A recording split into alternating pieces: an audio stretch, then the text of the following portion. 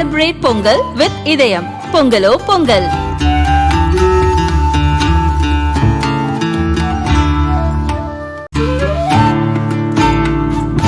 Celebrate Pongal with இதயம் மந்த்ரா. பொங்கலோ Pongal. Madurai surveyor காலனியைச் சேர்ந்தவர் ஆயி பூரணமம்மாள். வயது 52. தல்லாக்குளம் கனரா வங்கியின் கிளார்க். கணவர் உக்கிரபாண்டியன் கனரா வங்கியில் அலுவலக உதவியாளராக பணியாற்றினார். 1991 அவர் இறந்ததைத் தொடர்ந்து வங்கி வேலை பூரணத்திற்கு வந்தது. இவர்களது ஒரே மகள் ஜனனி. 2 ஆண்டுகளுக்கு முன்பு அவரும் விபத்தில் இறந்தார். நிலை குலைந்து போன பூரணம் தனது மகளின் கனவுகளை எல்லாம் நனவாக்க தன்னை தயார்படுத்தினார். சிறுவயதிலேயே ஏழை எளியவர்களுக்காக உதவ வேண்டும் என்பதுதான் ஜனனியின் நோக்கமாக இருந்தது. யாக்கொடி குளத்தில் தான் படித்த நடுநிலைப் பள்ளியை உயர்நிலைப் பள்ளியாக தரம் உயர்த்த பூரணம் விரும்பினார். தனக்கு சொந்தமான 1.5 ஏக்கர் நிலத்தை பள்ளிக்கல்வித்துறைக்கு தானமாக வழங்கினார். 1.5 ஏக்கர் என சாதாரணமாக கடந்து செல்லலாம். ஒத்தக்கடை வேளாண் கல்லூரி அருகே அமைந்துள்ள இந்த நிலத்தின் மதிப்பு 7 கோடி. உயர்நிலைப் பள்ளியாக தரம் உயரும்போது 1000 பேராவது படிப்பார்கள். அவர்கள் அனைவருக்குள்ளும் என் மகள் ஜனனியை பார்ப்பேன் என்கிறார் பூரணம். நான் பிறந்தது ஒத்தக்கடை பக்கத்தில் உள்ள கொடிக்குளம் என்ற கிராமத்தை பிறந்திருந்தேன். என்னுடைய தாப்பனார் பேர் கண்ணான் சின்னான் அம்பலம். எங்கள் தாயார் பேர் ஆயி அம்மாள். எனக்கு கூட பிறந்த சகோதரிகள் 5 சகோதரிகள். நான் 6வது கடைசி பொண்ணு. நான் படித்தது கொடிக்குளம் கிராமத்து ஸ்கூலில் தான் 5வது வரைக்கும் படித்தேன். அப்போ 5வது வரைக்கும் தான் அந்த ஸ்கூல் இருந்தது, 5ஆம் வகுப்பு வரைக்கும். எனக்கு கல்யாணம் 88 ஆச்சுங்க சார். என்னுடைய பொண்ணு 89 பிறந்தது. என்னுடைய கணவர் 91 கனரா வங்கியில் பணிபுரிந்து கொண்டிருந்தவர். 91 இறந்துட்டார். என்னுடைய பொண்ணுக்கு அப்போ வயது 1.5 வயது. நான் 7ஆம் வகுப்பு வரை தான் படித்திருந்தேன். ஒத்தக்கடை ஸ்கூலில் படிச்சிருந்தேன். அதுக்கப்புறம் நான் படித்து கிளர்க்கு பணியில் கடந்த 30 வருஷமாக வேலை பார்த்துட்ருக்கேன். இன்னும் இப்போ கனரா வங்கியில் மதுரை தல்லாகுளம் கிளையில் ஒரு வேலை பார்த்துக்கிட்டு இருக்கிறேன். என்னுடைய பொண்ணு 2 வருஷத்துக்கு முன்னாடி இதாகிடுச்சு. வாழ்க்கையில் கஷ்டம்னா வாழ்க்கையே கஷ்டத்தை நான் ஒரு 21 வயசுலேருந்து ஒரு பொண்ணு எவ்வளோ தூரத்துக்கு தனியாக அந்த சமுதாயத்தில் போராடுவாங்கன்றது உங்கள் எல்லாருக்கும் தெரியும். அதனுடைய போராட்டத்தில் இருந்து கணவர் தான் இறந்துட்டார் அப்படின்னு சொல்லி போராடி வேலையை பார்த்து இது பண்ணி சம்பாதிச்சு சாப்பிட்டுட்டு இருந்தோம். பொண்ணை பிகாம் வரைக்கும் படிக்க வச்சேன். என் பொண்ணுக்கு ஆடிட்டர் ஆகணும் அப்படின்றது விருப்பம். நான் அதை ஆடிட்டர் ஆக்காமல் மேரேஜ் பண்ணி கொடுத்துட்டேன்.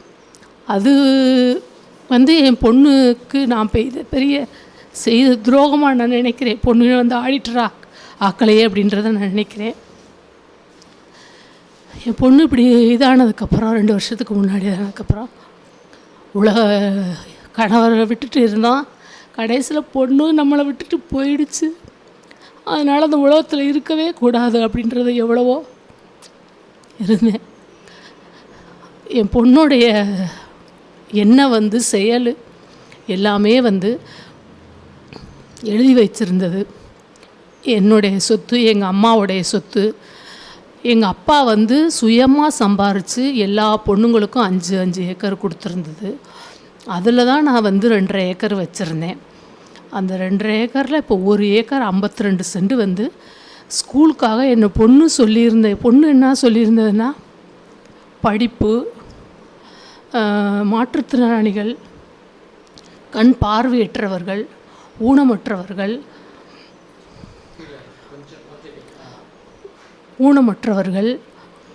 முதியோர்கள், அவங்க எல்லாத்துக்கும் என்னுடைய சொத்து, எங்கள் அம்மா சொத்து போய் சேரணும், நல்ல நோக்கத்துக்காக போய் சேரணும் அப்படின்றது என் பொண்ணுடைய விருப்பம், ஆசைகள். அதைத்தான் நான் இப்போ இந்த 1.5 வருஷமாக போராடி இதை என் கூட பிறந்தவங்க எல்லாரும் நினைக்கிறாங்க கூட பிறந்தவங்க எதுவும் சொன்னாங்களா, எதுவும் இது பண்ணாங்களான்னு. யாருமே எதுவுமே சொல்ல கிடையாது. நான் என்னுடைய பொண்ணுடைய எல்லாருமே மன திருப்தியோடு தான் இந்த செயலை செயலாக்கணும்.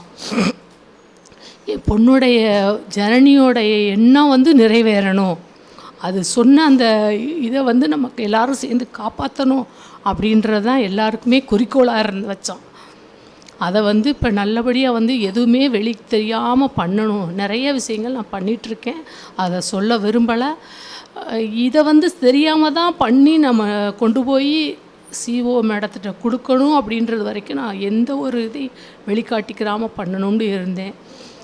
அது எந்த வழியிலையோ வந்து சிஓ மாட்ட கொடுத்தது வந்து அவங்க வந்து வெளியேறி சொல்லியிருக்கிறாங்க. அதனால வந்து பார்த்திங்கன்னா இப்போ வந்து இதாயிருச்சு சார். மதிப்பை பற்றியெல்லாம் சொல்ல விரும்பலாம் சார், அது எவ்வளோ வேணாலும் இருந்துட்டு போதுங்க சார். என்னுடைய பொண்ணுடைய ஆசைன்னும் போது எனக்கு மதிப்போ இதெல்லாம் எனக்கு தேவையே கிடையாது. உழைக்கிறேன், சாப்பிட்றேன், போதும். எனக்குன்னு எதுவுமே வேண்டாம். என் பொண்ணோடைய ஆசையை எனக்கு நிறைவேற்றணும். இதை பார்த்து என்னை வந்து நிறைய இன்னைக்கு கோடான கோடி பேர் என்னை வந்து என் பொண்ணை நினச்சி ஒரு ஜனனின்னு சொல்லி இது பண்ணேன். இன்றைக்கி கோடான கோடி ஜனனியை வந்து வாழ்த்துறாங்க. அந்த ஜனனியோட எண்ணம் நிறைவேறணும்னா வந்து அதில் கட்டடம் உருவாகி அந்த கட்டடத்தில் படித்து நல்ல பேரை கொடுக்கணும் அப்படின்றத தான் நான் வந்து அந்த மாணவ செல்வங்கிட்ட கேட்டுக்கிறேங்க சார்.